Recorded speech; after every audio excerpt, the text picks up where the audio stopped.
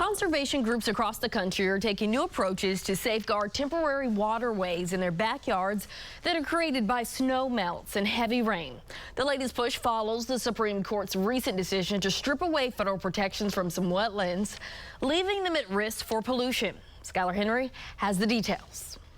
Keeping areas like these protected recently became murkier for Collin O'Mara. Over the last 20, 30 years, we tried to restore a lot of habitat here, had some kind of responsible redevelopment on the other side. He's the CEO and executive director of the National Wildlife Federation and says this Delaware wetland is now more exposed following a May Supreme Court ruling narrowing regulations. These are some of the most important systems to protect our health, protect us from flooding, protect us for water quality, and they're all at risk right now. The Sackett versus EPA decision makes it harder for the federal government to police water pollution in isolated wetlands, the same wetlands that were once covered under the Clean Water Act. The 5-4 vote said that wetlands can only be regulated if they have continuous surface connection. Abby Tierna, who lives in Florida, worries about the more than 31% of wetlands in that state that don't meet that criteria. If we want clean water, that's almost impossible in the state of Florida without recognizing the contribution of wetlands. Her Suncoast Waterkeeper nonprofit has gone after local municipalities for irresponsibly disposing of waste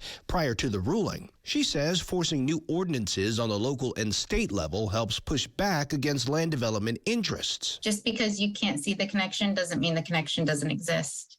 There's a large body of research right now that does show the connection via groundwater, animals, energy, nutrient transfers. These are the systems that are going to protect us from climate change, and if we don't protect them now, we're going to regret it later. O'Mara says he's focused on coordinated state protections with hopes of finding a consensus soon. Skylar Henry, CBS News, Wilmington, Delaware.